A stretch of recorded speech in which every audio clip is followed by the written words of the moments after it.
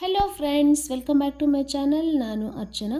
So ಇವತ್ತು ಒಂದು ಒಳ್ಳೆ ರೆಸಿಪಿನ ನಿಮ್ಮ ಜೊತೆ ಶೇರ್ ಮಾಡಬೇಕು ಅಂತ ಅಂದ್ಕೊಂಡಿದ್ದೀನಿ. ಈ ರೆಸಿಪಿ ಏನು ಅಂತಂದರೆ ಬೆಂಡೆಕಾಯಿ ರೆಸಿಪಿ. ಇದನ್ನು ನೋಡೋದಕ್ಕಿಂತ ಮುಂಚೆ ಇನ್ನೂ ಯಾರು ನನ್ನ ಚಾನಲ್ನ ಸಬ್ಸ್ಕ್ರೈಬ್ ಮಾಡ್ತೀರಾ ನೋಡ್ತಿದ್ದೀರಾ, ಪ್ಲೀಸ್ ಸಬ್ಸ್ಕ್ರೈಬ್ ಮಾಡಿ, ಲೈಕ್ ಮಾಡಿ, ಕಮೆಂಟ್ ಮಾಡಿ, ಹಾಗೆ ನಿಮ್ಮ ಫ್ರೆಂಡ್ಸ್ ಎಲ್ಲರಿಗೂ ಶೇರ್ ಮಾಡಿ.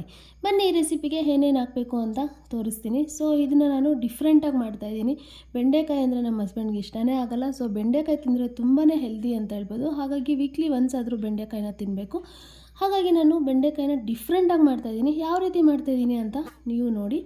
ಸೊ ನೋಡಿ ಏನೇನು ಬೇಕು ಅಂದರೆ ಚಕ್ಕೆ, ಲವಂಗ, ಒಂದು ಬೆಳ್ಳುಳ್ಳಿ, ಹಸಿ ಕೊಬ್ಬರಿ, ಒಂದು ಟೊಮೆಟೊ, ಕೊತ್ತಂಬರಿ ಸೊಪ್ಪು, ಒಂದು ಆನಿಯನ್, ಇಷ್ಟನ್ನು ನೀಟಾಗಿ ಕಟ್ ಮಾಡಿ ತೊಳೆದು ಇಟ್ಕೊಂಡಿದ್ದೀನಿ. ಸೊ ಅದನ್ನೆಲ್ಲವನ್ನು ಕೂಡ ಈಗ ಮಿಕ್ಸಿ ಜಾರ್ಗೆ ಹಾಕ್ಕೊತಾ ಇದ್ದೀನಿ. ಇದನ್ನು ಎಣ್ಣೆಯಲ್ಲಿ ಚಿಕನ್ ಸಾಂಬಾರು ಮಾಡ್ದಂಗೆ ಫ್ರೈ ಆದರೂ ಮಾಡ್ಬೋದು. ಅದೊಂಥರ ಟೇಸ್ಟ್ ಡಿಫ್ರೆಂಟಾಗಿರುತ್ತೆ. ಎಲ್ಲ ಎಣ್ಣೆಯಲ್ಲಿ ಫ್ರೈ ಮಾಡಿಕೊಂಡು ಮತ್ತೆ ಮಿಕ್ಸಿ ಜಾರ್ಗೆ ಹಾಕ್ಕೊಂಡು ಮಿಕ್ಸ್ ಮಾಡ್ಕೊಬೋದು. ಬಟ್ ನಾನು ಇದೇ ಥರನೇ ಮಾಡೋದು ಯಾವಾಗಲೂ. ಟೇಸ್ಟ್ ವೈಸ್ ಅಂತೂ ತುಂಬ ಚೆನ್ನಾಗಿರುತ್ತೆ. ಇಲ್ಲಿ ನೋಡಿ ಎಲ್ಲ ಹಾಕ್ಕೊಂಡು ತರಿಯಾಗಿ ಇಲ್ಲಿ ಮಿಕ್ಸಿಗೆ ಗ್ರೈಂಡ್ ಮಾಡ್ಕೊಂಡಿದ್ದೀನಿ. ಸೊ ಇದಕ್ಕೆ ಈಗ ನಾನು ಧನಿಯಾ ಪುಡಿಯನ್ನು ಸೇರಿಸ್ತಾ ಇದ್ದೀನಿ. ಧನಿಯಾ ಪುಡಿ ಮತ್ತು ಅಚ್ಚ ಖಾರದ ಪುಡಿಯನ್ನು ಹಾಕ್ತಾಯಿದ್ದೀನಿ. ಇಲ್ಲಿ 2 ಟೇಬಲ್ ಸ್ಪೂನಷ್ಟು ಧನಿಯಾ ಪುಡಿಯನ್ನು ಹಾಕ್ತಾಯಿದ್ದೀನಿ. ಮತ್ತು 1 ಸ್ಪೂನಷ್ಟು ಅಚ್ಚ ಖಾರದ ಪುಡಿಯನ್ನು ಹಾಕ್ತಾಯಿದ್ದೀನಿ. ಸ್ಪೈಸಸ್ ನಿಮಗೆ ಜಾಸ್ತಿ ಇಷ್ಟ ಆದರೆ ತುಂಬ ಜಾಸ್ತಿನೇ ಹಾಕ್ಕೊಳ್ಳಿ. ಸೊ ಸ್ಪೈಸಸ್ ಯಾರು ಜಾಸ್ತಿ ತಿನ್ನಲ್ಲ ಖಾರ ಅಂತಂದರೆ ಕಮ್ಮಿನೇ ಹಾಕ್ಕೊಳ್ಳಿ. ಸೊ ನಾನು ಅದನ್ನೆಲ್ಲ ಹಾಕ್ಕೊಂಡು ಸ್ವಲ್ಪ ಅದಕ್ಕೆ ನೀರನ್ನು ಹಾಕ್ಕೊಂಡು ಮತ್ತೆ ನೀಟಾಗಿ ಅದನ್ನು ಮಿಕ್ಸಿಯಲ್ಲಿ ಗ್ರೈಂಡ್ ಮಾಡ್ಕೊತಾ ಇದ್ದೀವಿ. ನೋಡಿ ಇಲ್ಲಿ ಮಸಾಲೆ ರೆಡಿ ಆಯಿತು. ಸೊ ನಾನೀಗ ಆಲೂಗಡ್ಡೆನ ಈಗಾಗಲೇ ಹಾಫ್ಗೆ ಕಟ್ ಮಾಡಿ ಬೇಯಿಸಿ ಇಟ್ಕೊಂಡಿದ್ದೀನಿ. ಸೊ ನೋಡಿ ಇದನ್ನು ಸುಳ್ಕೊಬೇಕು. ಇಲ್ಲಿ ಸ್ಪೆಷಾಲಿಟಿ ಅಂತಂದ್ರೆ ಇಲ್ಲಿ ನಾನು ಆಲೂಗಡ್ಡೆಯನ್ನು ಯೂಸ್ ಮಾಡಿ, ಪೊಟ್ಯಾಟೊನ ಯೂಸ್ ಮಾಡಿ ಮಾಡ್ತಾಯಿದ್ದೀನಿ ಬೆಂಡೆಕಾಯಿನ. ಸೊ ತುಂಬ ಅಂದರೆ ತುಂಬ ಟೇಸ್ಟಿಯಾಗಿರುತ್ತೆ. ಬೆಂಡೆಕಾಯಿ ತಿಂತಾಯಿದ್ದೀವಿ ಅನ್ನೋ ಫೀಲಿಂಗೇ ಬರಲ್ಲ, ಅಷ್ಟೊಂದು ಟೇಸ್ಟಿಯಾಗಿರುತ್ತೆ ಅಂತ ಹೇಳ್ಬೋದು. ಸೊ ಬೆಂಡೆಕಾಯಿನ ನೀಟಾಗಿ ತೊಳೆದು ಒಂದು ಬಟ್ಟೆಯಲ್ಲಿ ಒರೆಸ್ಕೊಂಡು, ಕಾಟನ್ ಬಟ್ಟೆಯಲ್ಲಿ ಕಟ್ ಮಾಡಿ ಅದನ್ನು ಬಾಣಲಿಯಲ್ಲಿ ಹಾಕಿ ನೀಟಾಗಿ ಅದನ್ನು ಫ್ರೈ ಮಾಡ್ಕೊಬೇಕಾಗುತ್ತೆ. ನೀಟಾಗಿ ಫ್ರೈ ಮಾಡಿದ್ದಾದಮೇಲೆ ನಾನು ಈಗಾಗಲೇ ಆಲೂಗಡ್ಡೆಯನ್ನು ಬೇಯಿಸಿ ಇಟ್ಕೊಂಡಿದ್ದೀನಲ್ವಾ, ಸೊ ಅದನ್ನು ಸಿಪ್ಪೆಯನ್ನು ತೆಗೆದು ನೀಟಾಗಿ ಪಲ್ಯಗೆ ನಾವು ಹೇಗೆ ರೆಡಿ ಮಾಡ್ಕೊತೀವೋ ಆ ರೀತಿ ಪ್ರಿಪೇರ್ ಮಾಡಿ ಇಟ್ಕೊಬೇಕು. ಸೊ ಈಗ ನೋಡಿ ಒಂದು ಕಡಾಯಿಯನ್ನು ಇಟ್ಬಿಟ್ಟು ಅದಕ್ಕೆ ಎಣ್ಣೆ ಹಾಕಿ ಸಾಸಿವೆ ಮತ್ತು ಕರಿಬೇವನ್ನು ಹಾಕಿ ಒಗ್ಗರಣೆಗೆ ಹಾಕ್ಕೊತಾ ಇದ್ದೀನಿ. ಸೊ ಮತ್ತು ತುಂಬ ಅಂದರೆ ತುಂಬ ಈಸಿ. ಈ ಥರ ಮಾಡಿದ್ರೆ ಎಲ್ಲರೂ ಕೂಡ ಇಷ್ಟಪಟ್ಟು ತಿಂತಾರೆ. ಸೊ ಹಾಗಾಗಿ ನೋಡಿ ಫಸ್ಟ್ ನಾನು ಮಿಕ್ಸಿ ಜಾರ್ಗೂ ಟೊಮೆಟೊ ಹಾಕಿದ್ನಲ್ವ, ಇಲ್ಲಿ ಸ್ವಲ್ಪ ಈರುಳ್ಳಿ, ಸ್ವಲ್ಪ ಟೊಮೆಟೊವನ್ನು ಹಾಕ್ತಾಯಿದ್ದೀನಿ. ಅದಕ್ಕೆ ಸ್ವಲ್ಪ ಉಪ್ಪು ಮತ್ತು ಅರಿಶಿಣ ಪುಡಿಯನ್ನು ಸೇರಿಸ್ತಾ ಇದ್ದೀನಿ. ಇದನ್ನು ಸ್ವಲ್ಪ ಅದು ತುಂಬ ಸ್ಮೂತ್ ಆಗೋವರೆಗೂ ಚೆನ್ನಾಗಿ ಎಣ್ಣೆಯಲ್ಲಿ ಫ್ರೈ ಮಾಡಬೇಕು. ಅಂದರೆ ಆ ಥರ ಮಾಡೋದ್ರಿಂದ ತುಂಬಾ ಚೆನ್ನಾಗಿರುತ್ತೆ. ಒಗ್ಗರಣೆ ಚೆನ್ನಾಗಿ ಕೊಟ್ಟರೆ ಸಾಂಬಾರು ಹೇಗಿದ್ರೂ ತುಂಬ ಚೆನ್ನಾಗಿ ಟೇಸ್ಟಿಯಾಗಿರುತ್ತೆ ಅಷ್ಟೇ. ಸೊ ಹಾಗಾಗಿ ಈ ರೀತಿ ಮಾಡ್ತಾಯಿದ್ದೀನಿ.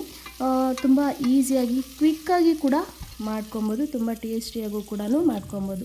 ಇಲ್ಲಿ ನೋಡಿ ನಾನು ಈ ಥರ ಒಗ್ಗರಣೆ ಎಲ್ಲ ಹಾಕಿದ ತಕ್ಷಣ ಟೊಮೊಟೊ ಈರುಳ್ಳಿ ಸ್ಮೂತ್ ಆಗಿದ ತಕ್ಷಣ ನಾನಿಲ್ಲಿ ನೋಡಿ ಬೆಂಡೆಕಾಯಿ ಈಗಾಗಲೇ ಫ್ರೈ ಮಾಡಿ ಇಟ್ಕೊಂಡಿದ್ವಲ್ವ ಬೆಂಡೆಕಾಯಿ, ಸೊ ಅದನ್ನೆಲ್ಲವನ್ನು ಹಾಕಿಬಿಟ್ಟು ಮಿಕ್ಸ್ ಮಾಡ್ತಾಯಿದ್ದೀನಿ. ಆಗ ಒಂದು ಅರೋಮಾ ಬರುತ್ತೆ, ಸ್ಮೆಲ್ಲು, ಅದಂತೂ ತುಂಬಾ ಚೆನ್ನಾಗಿರುತ್ತೆ. ಸೊ ನೋಡಿ ಇಲ್ಲಿ ಹಾಕ್ಬಿಟ್ಟು ಸ್ವಲ್ಪ ಉಪ್ಪನ್ನು ಹಾಕ್ತಾಯಿದ್ದೀನಿ. ಯಾಕೆ ಅಂತಂದರೆ ಆ ಬೆಂಡೆಕಾಯಿಗೆ ನೀಟಾಗಿ ಇಟ್ಕೊಳ್ಳಿ ಅಂತ. ಹಾಗೆ ತುಂಬ ಉಪ್ಪು ಈಗಲೇ ಹಾಕೋದ್ರಿಂದ ಸ್ವಲ್ಪ ಬೇಗನೆ ಬೇಯುತ್ತೆ ಅಂತ. ಸೊ ನೋಡಿ ಇದೆಲ್ಲ ಹಾಕಿದ್ದಾದಮೇಲೆ ಈಗಾಗಲೇ ಆಲೂಗಡ್ಡೆನ ಪಲ್ಯದ ಥರ ಪ್ರಿಪೇರ್ ಮಾಡಿ ಇಟ್ಕೊಂಡಿದ್ವಲ್ವ, ಸೊ ಅದನ್ನು ಕೂಡ ಅದರಲ್ಲಿ ಹಾಕ್ತಾಯಿದ್ದೀನಿ. ಮತ್ತು ಹಾಕಿದ್ದಾದಮೇಲೆ ಒಂದು ಸಲ ನೀಟಾಗಿ ಅದನ್ನು ಮಿಕ್ಸ್ ಮಾಡಿದ್ದಾದಮೇಲೆ ಈಗಾಗಲೇ ನಾವು ಮಸಾಲೆನ ಏನು ರೆಡಿ ಮಾಡಿ ಇಟ್ಕೊಂಡಿದ್ವಿ ಅದನ್ನು ತೆಗೆದು ಅದರಲ್ಲಿ ಹಾಕ್ತಾಯಿದ್ದೀನಿ.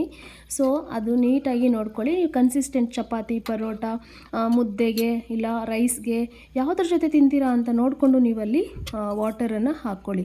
ಸೊ ನೀವು ಎಷ್ಟು ತಿಕ್ಕಾಗಿ ಬೇಕಾದರೂ ಮಾಡ್ಕೊಬೋದು, ಇಲ್ಲ ಸ್ವಲ್ಪ ಸಾಂಬಾರು ಥರ ಆದ್ರೂ ನೀರಾಗಾದರೂ ಮಾಡ್ಕೊಬೋದು.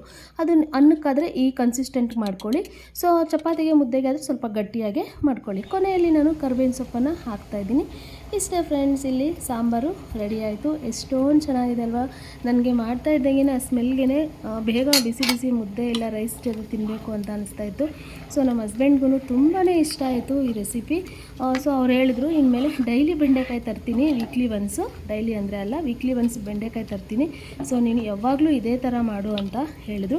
ಎಷ್ಟು ಸಿಂಪಲ್ ಇಂಗ್ರೀಡಿಯೆಂಟ್ಸಿಂದ ಈ ರೀತಿ ಟೇಸ್ಟಿಯಾಗಿ ರೆಸಿಪಿನ ಮಾಡಿಕೊಂಡ್ವಲ್ವ. ಸೊ ನಿಮಗೂ ಈ ರೆಸಿಪಿ ಇಷ್ಟ ಆಯಿತಾ? ಹೇಗಿತ್ತು ರೆಸಿಪಿ? ನೀವು ಯಾರಾದರೂ ಈ ಥರ ಮಾಡಿದ್ರಾ ರೆಸಿಪಿನ ಅನ್ನೋದು ನನಗೆ ಖಂಡಿತ ಕಮೆಂಟ್ ಮಾಡಿ ತಿಳಿಸಿ. ಹಾಗೆ ನನ್ನ ರೆಸಿಪಿ ಇಷ್ಟ ಆಗಿದ್ದರೆ ಪ್ಲೀಸ್ ಒಂದು ಲೈಕ್ ಕೊಡಿ. ಹಾಗೆ ನನ್ನ ಚಾನಲ್ನ ಇನ್ನೂ ಯಾರು ನೋಡ್ತೀರಾ, ಸಬ್ಸ್ಕ್ರೈಬ್ ಮಾಡ್ದಿರಾ ನೋಡ್ತಿದ್ದೀರಾ, ಪ್ಲೀಸ್ ಸಬ್ಸ್ಕ್ರೈಬ್ ಮಾಡಿ ಅಂತ ಹೇಳ್ತಾ ಸಿಗೋಣ ಮುಂದಿನ ವಿಡಿಯೋದಲ್ಲಿ. ಅಲ್ಲಿವರೆಗೂ ಥ್ಯಾಂಕ್ ಯು.